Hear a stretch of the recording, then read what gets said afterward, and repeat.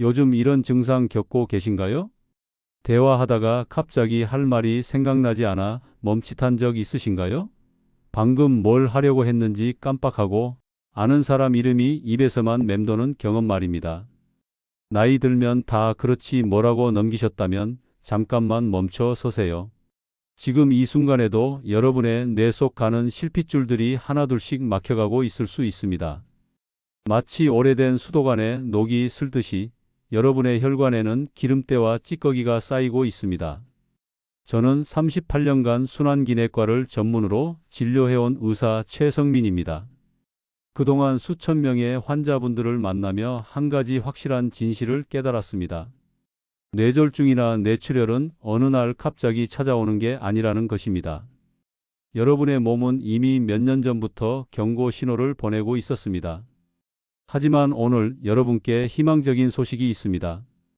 약 하나를 먹지 않고도 수술대에 오르지 않고도 딱딱하게 굳어버린 혈관을 다시 젊게 되돌릴 수 있는 방법이 있습니다. 제가 직접 임상에서 확인하고 수많은 환자분들이 효과를 본 자연치유법입니다. 그 비밀은 바로 우리 주변에서 쉽게 구할 수 있는 두 가지 과일에 숨어 있습니다. 지금부터 제가 들려드릴 이야기를 끝까지 들으신다면 여러분도 20년은 젊어진 혈관을 되찾을 수 있을 것입니다. 작년 가을 제 대학 동기였던 이정수가 제 병원을 찾아왔습니다. 정수는 평생 운동을 꾸준히 하고 담배도 술도 하지 않는 모범생 같은 친구였습니다. 그런 그가 심각한 표정으로 진료실 문을 열었을 때 저는 무언가 심상치 않음을 직감했습니다. 민준아, 요즘 이상해. 회의할 때 중요한 단어가 갑자기 생각이 안 나서 버벅거리게 돼. 그리고 집에 가려고 주차장에 갔는데 내 차가 어디 있는지 한참 헤맸어. 50대 중반의 나이에 이런 증상은 결코 가볍게 넘길 일이 아니었습니다. 정밀 검사를 진행했습니다. MRI 촬영 결과 놀랍게도 그의 대뇌 동맥에는 큰 문제가 없었습니다. 일반적인 검사로는 정상이라고 나올 만한 상태였죠. 하지만 저는 포기하지 않았습니다.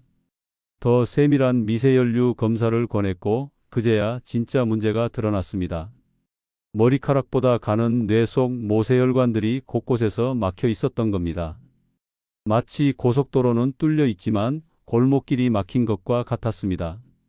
아무리 큰 길이 뚫려 있어도 집 앞까지 가는 길이 막혀 있으면 소용없는 것처럼 말입니다. 정수야, 지금 당장 생활 습관을 바꾸지 않으면 1, 2년 안에 큰일 날 수 있어. 그날 저는 정수에게 복잡한 약 처방 대신 단 두 가지만 약속받았습니다. 매일 아침 일어나자마자 따뜻한 물에 특정 과일을 타서 마실 것, 그리고 저녁 식사 전에 또 다른 과일 주스 한 잔을 마실 것. 정수는 반신반의했습니다. 과일 몇 개로 혈관이 뚫린다고? 하지만 제 간곡한 설득에 3개월만 해보기로 했습니다. 3개월 후 정수가 다시 제 병원을 찾았습니다. 이번에는 화난 얼굴로 말이죠.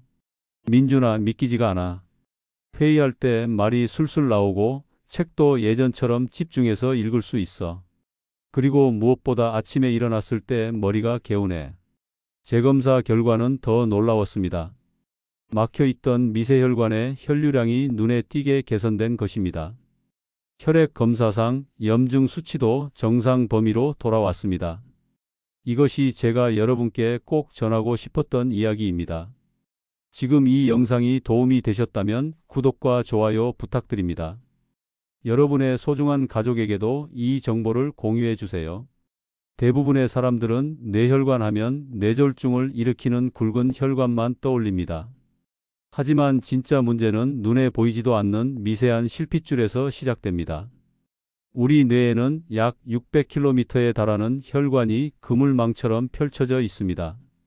이 중 99%가 머리카락보다 가는 모세혈관입니다.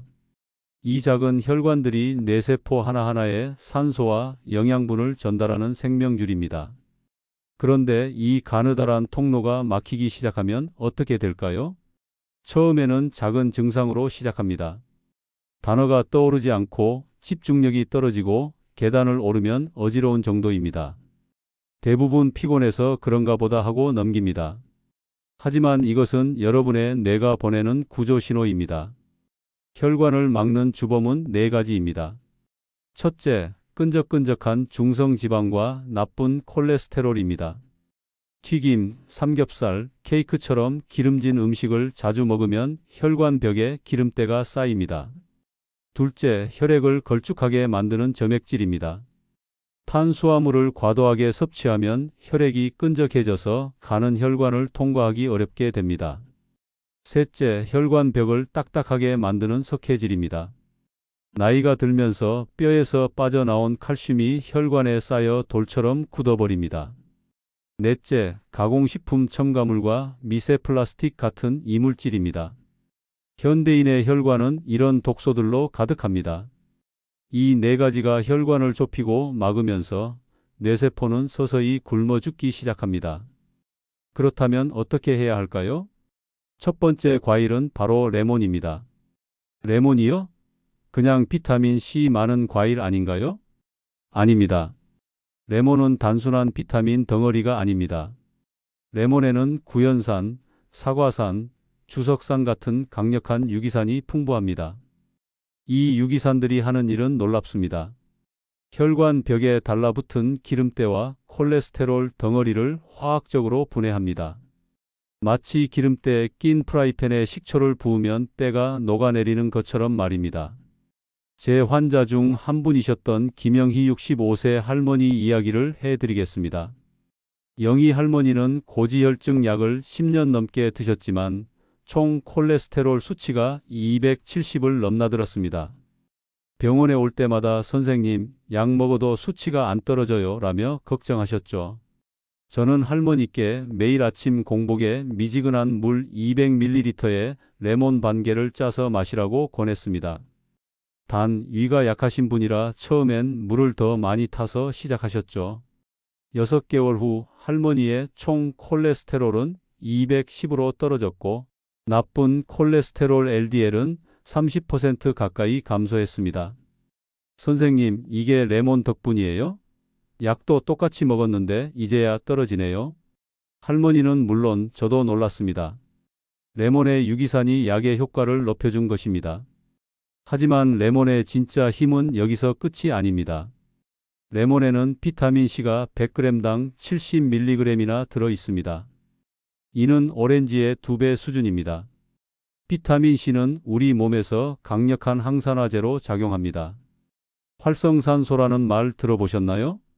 우리 뇌는 전신에서 소비되는 산소의 20%를 혼자 사용합니다. 이 과정에서 필연적으로 활성산소라는 독성 물질이 생겨납니다. 활성산소는 혈관을 녹슬게 하고 염증을 일으키고 세포를 파괴합니다. 젊을 때는 우리 몸이 자체적으로 활성산소를 제거하지만 40대를 넘어가면 그 능력이 급격히 떨어집니다. 레몬의 비타민 C, 비타민 E, 플라보노이드 성분은 이 활성산소를 중화시켜 줍니다. 마치 불이 난 곳에 소화기를 뿌리는 것처럼 말입니다. 레몬 활용법.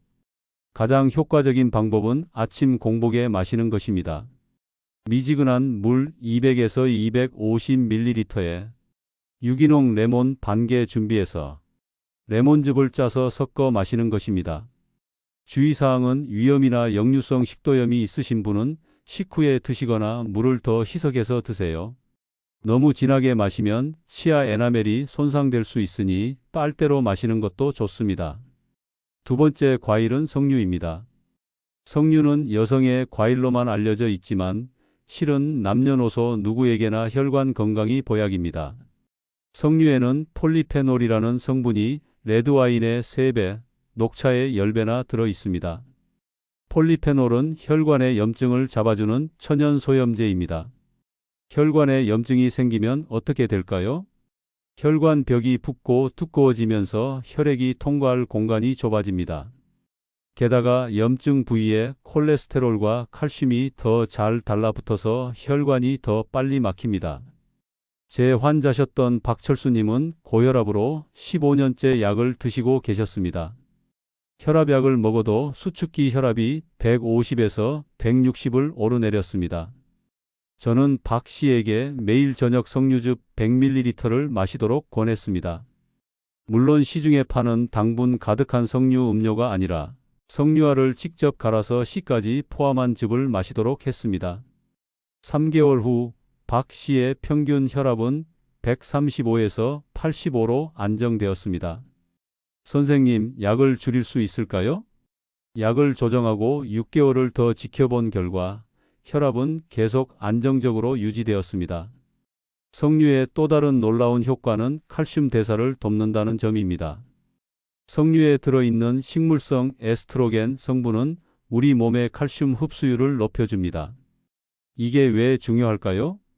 칼슘은 뼈를 튼튼하게 하는 것 외에도 혈액 속 독소를 잡아내는 청소부 역할을 합니다. 칼슘이 혈액 속을 돌아다니며 중금속, 미세 플라스틱, 활성산소 같은 해로운 물질을 흡착해서 몸 밖으로 배출시킵니다. 하지만 나이가 들면 칼슘 흡수율이 떨어집니다. 40대에는 30%, 60대에는 15%밖에 흡수되지 않습니다. 그래서 같은 양의 칼슘을 먹어도 젊을 때만큼 효과를 보지 못하는 것입니다. 석류는 이 흡수율을 높여주어 혈액 속 독소 제거를 도와줍니다. 석류 활용법은 다음과 같습니다. 석류 1개를 반으로 잘라 씨까지 모두 믹서에 가르세요. 너무 진하면 물을 약간 추가하시고 하루 100에서 150ml 정도 저녁 식사 전에 드시는 겁니다. 주의사항은 석류는 당분이 높은 편이므로 당뇨병 환자는 하루 100ml 이하로 제한하세요.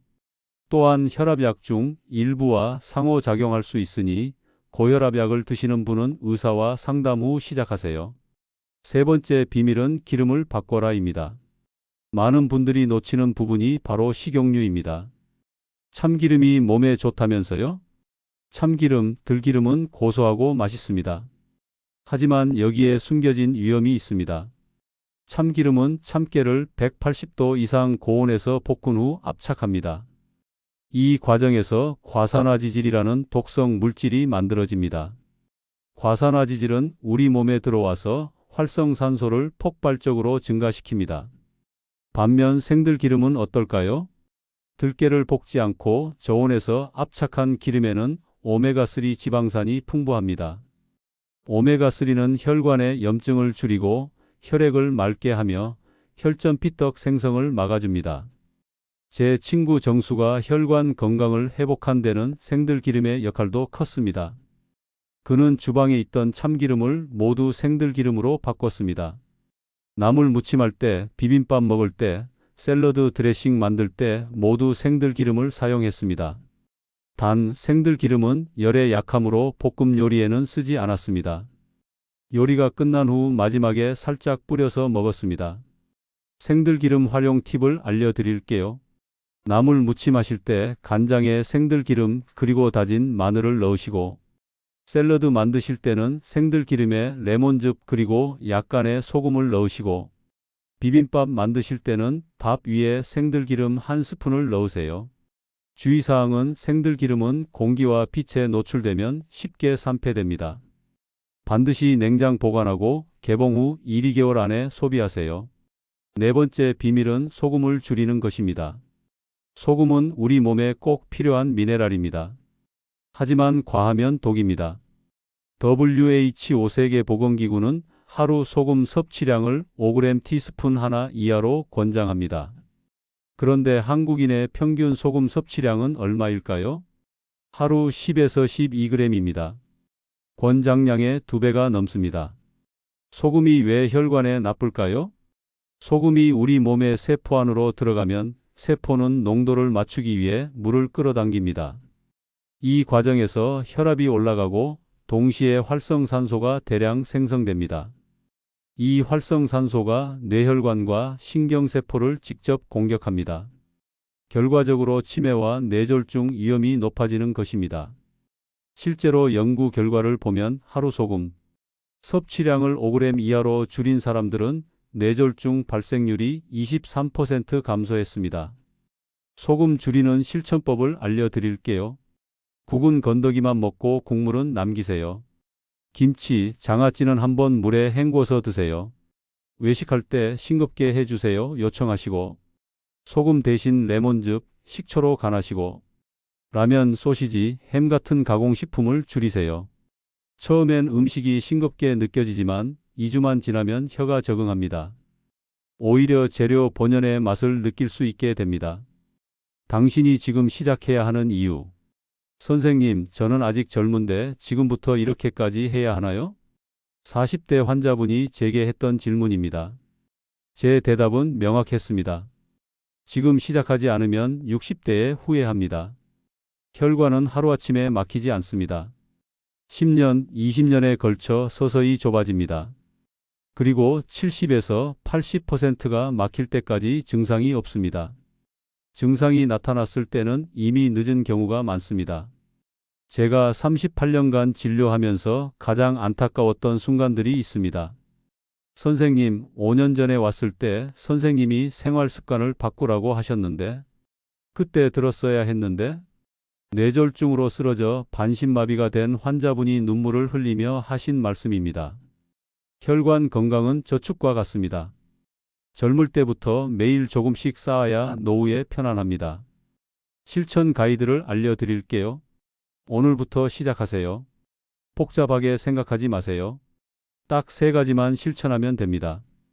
1단계는 아침 기상 직후에 미지근한 물 1컵에 레몬 반 개를 짜서 마십니다. 소요 시간은 3분 걸리고 혈관 청소와 항산화 효과가 있습니다. 2단계는 저녁 식사 30분 전에 석류 반 개를 갈아서 주스로 마십니다. 소요 시간은 5분 걸리고 염증 감소와 혈압 안정 효과가 있습니다. 3단계는 주방 점검입니다. 참기름을 생들기름으로 교체하시고 소금통을 식탁에서 치우시고 가공식품 재고 정리하세요. 이 3가지를 3개월만 실천해 보세요. 3개월 후 여러분은 이런 변화를 느끼실 겁니다.